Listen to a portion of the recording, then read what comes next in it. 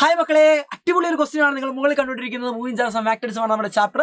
എന്താണ് ക്വസ്റ്റ്യൻ പറഞ്ഞിരിക്കുന്നത്? നമ്മുടെ കയ്യിൽ ഒരു സ്ക്വയർ കോയിൽ ഉണ്ട്. അതിന്റെ സൈഡ് 10 സെന്റിമീറ്റർ ആണ്. അതേപോലെ അതിലെ നമ്പർ ഓഫ് ടേൺസ് പറയുന്നത് 20 ആണ്. അതിലൂടെ പാസ് ചെയ്യുന്ന കറണ്ട് 12 ആംപിയർ ആണ്. അത് മാഗ്നറ്റിക് ഫീൽഡുമായിട്ട് ഏരിയ വെക്ടർ ഉണ്ടാക്കുന്ന ആംഗിൾ 30 ഡിഗ്രി എന്ന ക്വസ്റ്റ്യൻ പറഞ്ഞിട്ടുണ്ട്. Magnetic field value 0.8 ടെസ്ലയാണ്. കണ്ടുപിടിക്കേണ്ടത് എന്താണ്? ടോർക്കാണ്. ടോർക്കിന്റെ എക്സ്പ്രഷൻ എന്ന് പറയുന്നത് നമുക്ക് എല്ലാവർക്കും അറിയാം. NIAB sin θ ആണ്. ക്വസ്റ്റ്യനിലെ വാല്യൂസ് എല്ലാം സബ്സ്റ്റിറ്റ്യൂട്ട് ചെയ്യുക. നമ്പർ ഓഫ് ടേൺസ് പറയുന്നത് എത്രയാണ്? 20 ആണ്. കറണ്ട് എന്ന് പറയുന്നത് 12 ആണ്. ഏരിയ, സ്ക്വയറിന്റെ ഏരിയ നമുക്കറിയാം.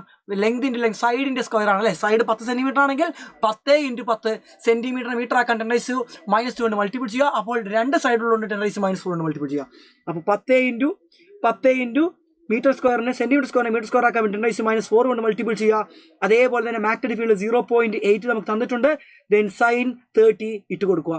sin 30 വാല്യൂ നമുക്കറിയാം 1/2 ആണ്.